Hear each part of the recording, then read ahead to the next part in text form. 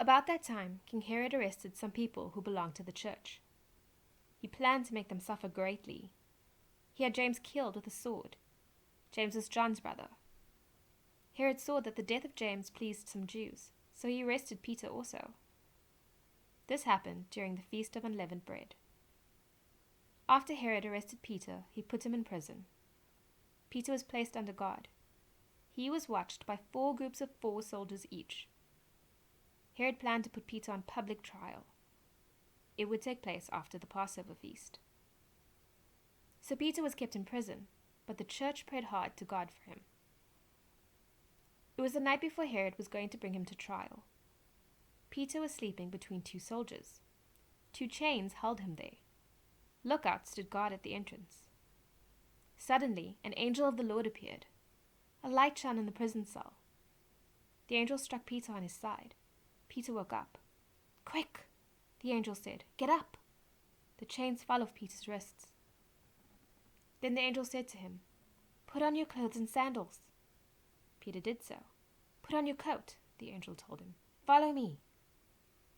Peter followed him out of the prison. But he had no idea that what the angel was doing was really happening. He thought he was seeing a vision.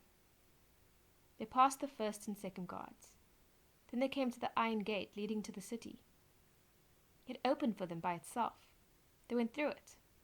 They walked the length of one street. Suddenly, the angel left Peter. Then Peter realized what had happened. He said, "Now I know for sure that the Lord has sent his angel. He set me free from Herod's power. He saved me from everything the Jewish people were hoping would happen." When Peter understood what had happened, he went to Mary's house. Mary was the mother of John Mark. Many people had gathered in her home. They were praying there. Peter knocked at the outer entrance. A servant named Rhoda came to answer the door. She recognized Peter's voice. She was so excited that she ran back without opening the door. "Peter is at the door," she exclaimed.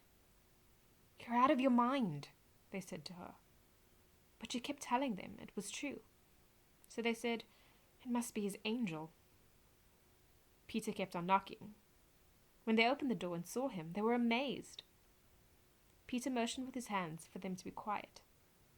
He explained how the Lord had brought him out of prison. "Tell James and the other brothers and sisters about this," he said. Then he went to another place. In the morning, the soldiers were bewildered. They couldn't figure out what had happened to Peter. So Herod had them look everywhere for Peter, but they didn't find him. Then Herod questioned the guards closely. He ordered that they be put to death. Then Herod went from Judea to Caesarea and stayed there. He had been quarreling with the people of Tyre and Sidon. So they got together and asked for a meeting with him. This was because they depended on the king's country to supply them with food. They gained the support of Blastus and then asked for peace. Blastus was a trusted personal servant of the king. The appointed day came. Herod was seated on his throne. He was wearing his royal robes. He made a speech to the people. Then they shouted, "This is the voice of God. It's not the voice of a man." Right away, an angel of the Lord struck Herod down. Herod had not given praise to God, so he was eaten by worms and died.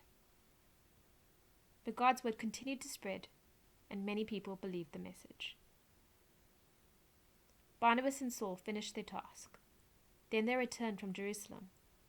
They took John Mark with them.